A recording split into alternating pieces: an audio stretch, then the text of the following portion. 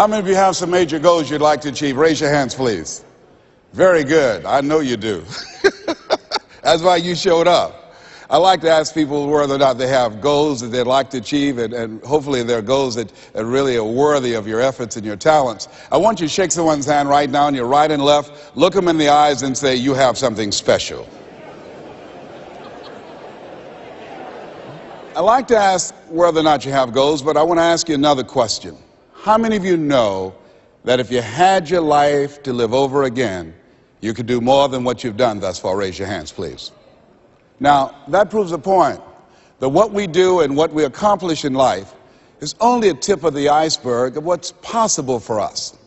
So I want you to think about some goals that you'd like to achieve, and I'd like for you to, let's say, break them up in 3 categories. Number 1, I want you to think about some personal goal you'd like to achieve.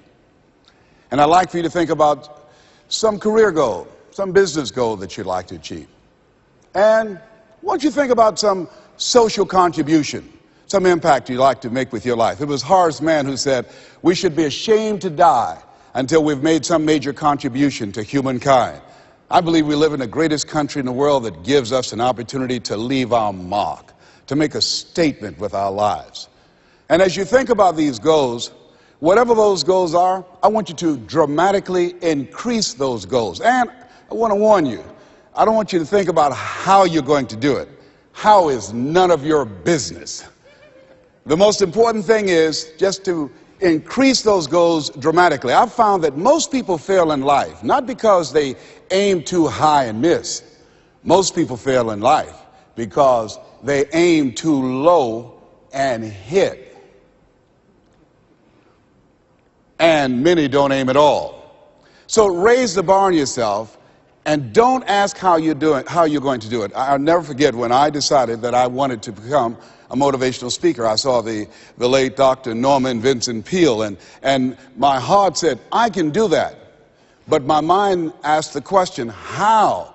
And for over 14 years, I would go see Zig Ziglar and Dr. Norman Vincent Peale and Jim Rohn and different speakers, and I would be in the audience, and my heart would pounce and say, you can do that, Les. And then when I would leave, I would be going to the parking lot, and my mind said, how are you going to do it? And I spent so many years trying to figure out how. I wasted 14 years. How many of you ever procrastinated? Raise your hands, please.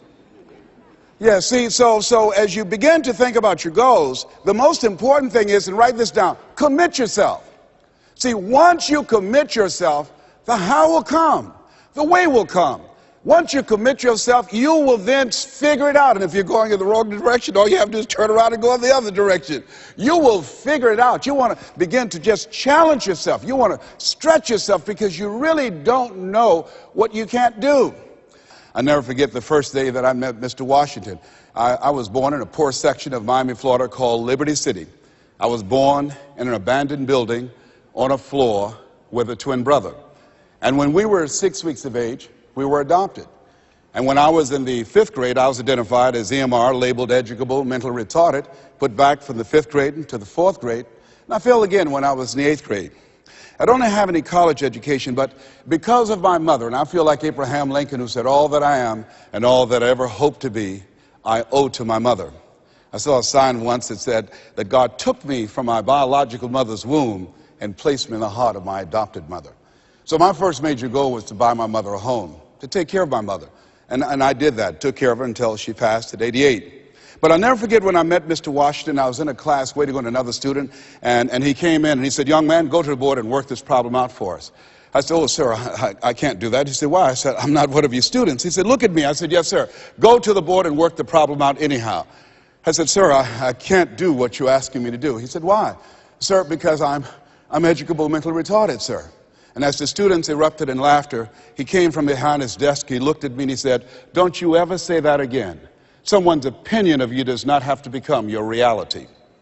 And that was a turning point in my life. On one hand, I was humiliated. But on the other hand, I was liberated. Because he looked at me with the eyes of Goethe, who said, look at a man the way that he is. He only becomes worse. But look at him as if he were what he could be. Then he becomes what he should be. And so Mr. Washington, he challenged me. And I want to challenge you right now. about raising your goals. And I want you to shake someone's hand on your right and left, look them in the eyes and say, stretch yourself. Yeah, see, I think that you really have to stretch yourself to discover your stuff. I think that we have to really begin to experiment with life. When I said that you have something special, I didn't say that just to be kind and courteous. You do. See, I think that there are not many people that come to seminars or workshops or will watch a program of this nature. Why?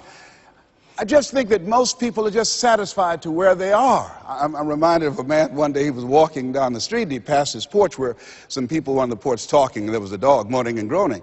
And he was curious why the dog was moaning and groaning, and he went back and he said, excuse me, he asked the owner, why is the dog moaning and groaning? Guy said, because he's laying on a nail. He said, well, why won't he get off? He said, it's not hurting bad enough for him to get off. Just hurting bad enough to moan and groan. How many of you know people who should be here? Raise your hands, please. How many of you know people, all they do is moan and groan? Moan and groan. I'm not making enough money. Moan and groan. I'm unhappy with my job. 87% of people go to jobs that they hate. And in addition to that, you know, as we know that we have the dubious distinction in this country that on Monday morning the heart attack rate increases over 35%. On Monday morning between 6 o'clock and 9, people going to jobs that they hate. The heart said, didn't I tell you I didn't want to go? And attack them. Some of you don't want to go to work next Monday. So the thing is this. So you want to find out what resonates with you. What is it you really want to do? You want to experiment with life and find out what fits for you. You have something special. You have greatness within you. You have the ability to do more than you can ever begin to imagine. See, I believe that anybody through observation and practice can perform at the level of excellence. But when you're pursuing your greatness, and this is worth writing down, you don't know what your limits are, and you act like you don't have any. So I say to you, you have something special. You have greatness within you. And I want to make 4 things clear. Number 1, everything that I'm going to say, you already know it. If what I share, the message that I'm going to express right now and share with you, if it wasn't a part of who you are already, you wouldn't be in the audience. That's number 1. That's very important. It's already in you. I'm going to only confirm and validate that which is a part of you anyhow. The second thing is, everything I'm going to say to you, you've heard it before. From people with college degrees and credentials, I can't hold a candle to. It's common sense, but not common practice. Third thing is, I don't want you to agree with me, and I don't want you to believe me. I just want you to be open to some things right now. I want you to think beyond that which is commonly allowed. And I'm going to tell you what I'm up to. I want you to think about your goals, and I want to tell you what I'm going to do right now. My whole goal is to get past your mind. That's my whole challenge, and there's nothing you can do about it. I'm going to do that. See, your assignment was to show up. My assignment is to get past your mind and get into your heart. I want you to think about the goals that you want to achieve.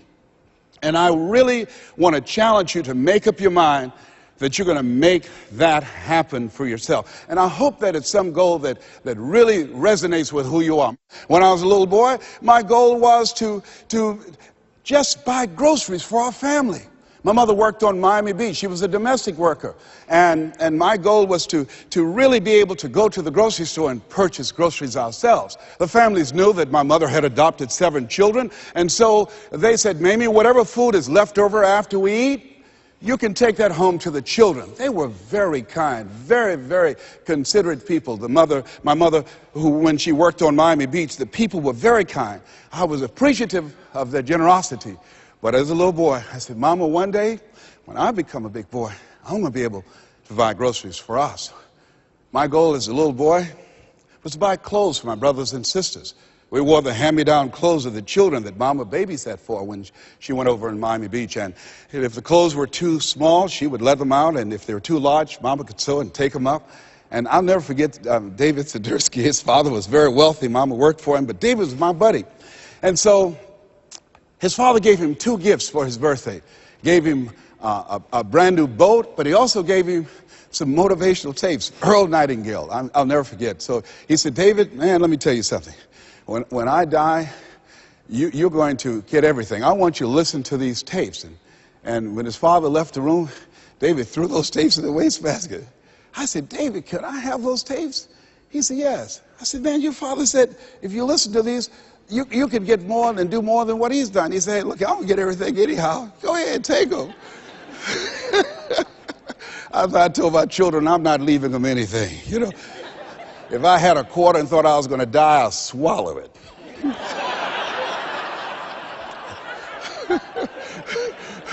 Write this down. It's not what you leave for your children, it's what you leave in them. Not what you leave for them, what you leave in them. No, absolutely not. I'll tell you something else happened. I'll never forget. Mama came home one day and said, Leslie, David sent you a new pair of shoes his father got for him. I said, oh, Mama, thank you so much. I can't wear David's shoes. I said, why? Well, you tell my buddy that, you know, I wear size 9.5. He wears size 9. She said, boy, shut up, sit down, and put those shoes on. She said, Margaret Ann, go get some Vaseline. And she came in there, and my sister started rubbing the Vaseline on my feet. And she said, run some water in the bathtub. And she said, now go in there and put your feet in those shoes and don't mash the heel down. I said, Mama, shut up, boy, don't mash the heel down. And then she had me to get in the bathtub. I said, Mama, these shoes hurt. She said, get in there and walk around in the water. And I'm walking around the bathtub. Then she tried to distract me. I knew what she was doing. How'd you do at school today? I did good. Did you get in any fights? No, ma'am. You know you fought somebody.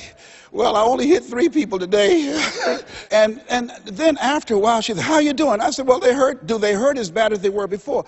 No, ma'am, they feel a little bit better. Keep on walking, keep on walking. And then after a while, when the leather soaked up the water, the leather began to stretch to a perfect 9.5. You think Fortune 500 companies started talking about doing more with less? My mother's been doing that for a long time. It's amazing what you can do. But who would have thought, anybody looking in on this kid and these 7 children, who would have thought? And I look at you, I say, you have greatness within you. You have the ability to do more than you can ever begin to imagine. No one could have convinced me that I would be doing what I'm doing right now. You know, the easiest thing I do every year is go into a sales organization and dramatically increase their sales, or go into a prison and enable prisoners to see themselves differently and teach them the methods and techniques of how to plug into the system, or motivate young people to begin to see how they can have a vision of themselves in the future and fit. That's the easiest thing I do, or train a speaker to help them to leverage their experience as a speaker and say, look, speaking is a projection of who you are, not who you think you ought to be, and come with power from a platform. That's the easiest thing I've ever done. Let me share with you the most difficult thing I've ever done. The most difficult thing I've ever done was to believe that I can do what I'm now doing.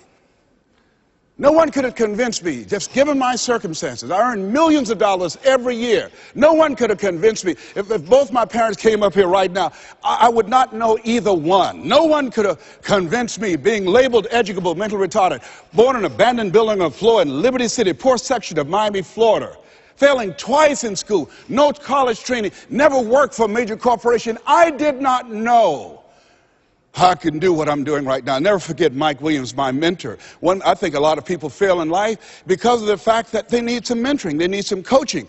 Repeat out to me, please. You need some coaching. Yeah, see, you can't see the picture when you're in the frame. I remember Mike saying, Les, you can do this. Mike, Mike, how, man? Wait a minute, Mike. How much am I going to be able to charge, Mike? Les, you could start out at $1,000 an hour. Mike, I don't make that working for 2 weeks. Come on, Mike. Man, I appreciate your belief in me, Mike. Look, Mike, I work for the Miami Sanitation Department, man. I've been a garbage collector. I've done door-to-door sales. That was great. And, I'm here as a disc jockey. That's good, Mike, but Mike, I don't think I can do that, Les. You can.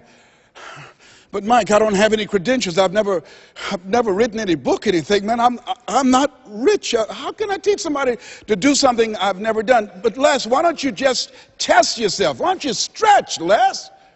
Come on, man. Mike, I don't know.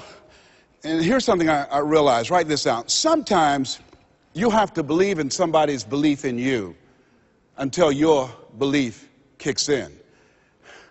I respect Mike Williams.